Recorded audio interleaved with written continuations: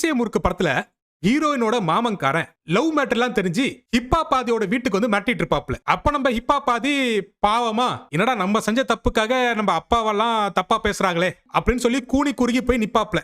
ஆனா அப்படியே இந்த கன்றாவி பிடிச்ச வருஷனுக்கு வந்தீங்கன்னா மணிக்கு ஒரு முறை நாங்க ஒரு தற்குறி தான் அப்படிங்கறத ப்ரூஃப் பண்ணிட்டே இருக்காங்க.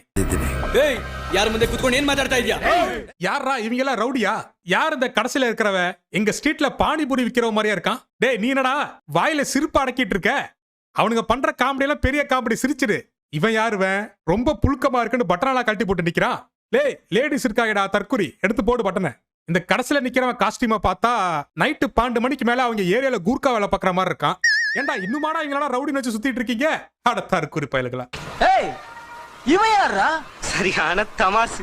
அப்புறம் யார் சொல்றதும் கேட்காம லைப்ரரியில உட்காந்து லவ் பண்ணிட்டு இருக்காங்க. அப்புறம் வழக்கமா காலையில வாக்கிங் போற ஆத்தாக்காரி காலேஜுக்குள்ள போயிட்டா போல. அங்க ஹீரோயினை